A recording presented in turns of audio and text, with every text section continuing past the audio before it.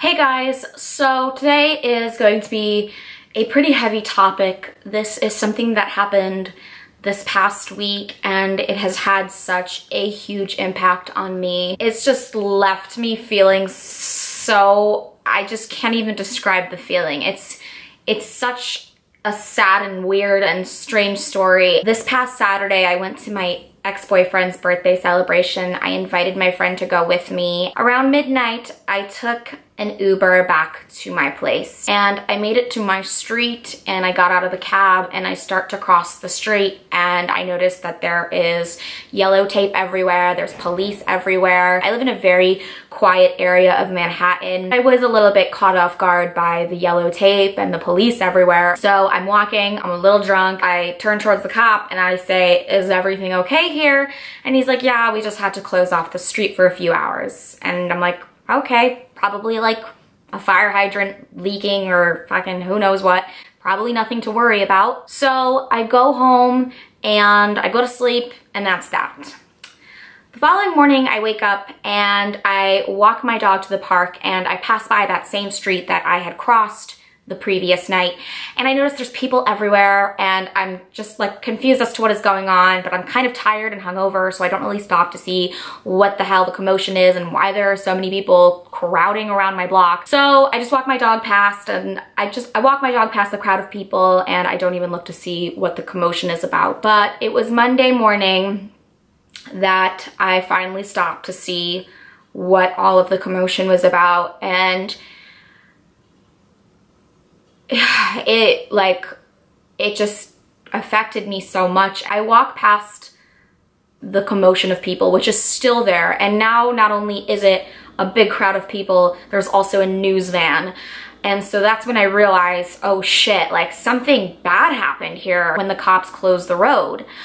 And I look, it's the window of my corner store, which I pretty much go to like every other day to like pick up water, drinks, paper towels, toilet paper. I go there to use the ATM so I can use the laundry machine in my building. And I see that one of the workers, and I recognize his face because they have a picture of him on the window, it says RIP, and he passed away and there's flowers everywhere and people are holding a vigil like right in the middle of the sidewalk outside of my corner store. People are crying and, you know, just talking about what happened. The news van is there and I'm with my mom and she's like, "Oh my gosh, did it get robbed?" And I'm like, "There's no way, like this is a super safe neighborhood. There's no way that could have happened." So my mom starts freaking out thinking like there was some kind of murder here. But as we just stick around a little bit longer, I see a woman who's a dog walker in the area and she kind of knows what's going on. And she was explaining to another woman that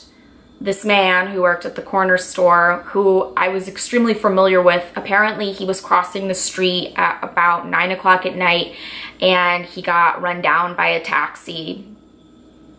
And as soon as I saw his picture, I just got goosebumps because I remember this man because I see him every other day and he's just like a friendly face in the neighborhood. And I've only lived here for 6 months, but like, I'd see that guy, I'd walk past the window of the corner store with Frank every day and I'd wave to him and he'd wave back, and he made me feel like I was part of like this community here in New York. And just something as simple as like a smile or a hello. Or there were even a few times when I came in and the ATM machine wasn't working and I needed to do laundry and he just handed me a $10 bill out of the register and was like, "Don't worry about it." He's just a very kind person, and seeing the impact that his death had on my neighborhood made me realize this man was so kind to not just me, but everybody in my neighborhood. He was just crossing the street. He had the right of way. This stuff happens all the time in New York City. People get run over and killed by taxis and cars all the time. And it just made me think, this is a man that's probably lived in New York City for a very long time and this happened to him. I mean, it could happen to anybody. Doesn't matter if you were a New Yorker or somebody just visiting. And it just shows you how life is so precious and can end at any given moment. I mean, you could be alive 1 minute and then you could just do something as simple as crossing the street and then that's it. It's over. And this just hit me so hard because there are a lot of days that I walk frank and I'm tired or I'm distracted, or maybe I forget to look both ways, even though that's something that we are taught from a young age. Seriously, like, look both ways before crossing. Everybody out there, not just people living in cities, anywhere you live. Be careful and cherish every single moment that you have on this earth, because you never know when it might be your last day. And I know that I was not close with this man. I wasn't a close friend. I wasn't a family member, and I can't even imagine what these people are going through.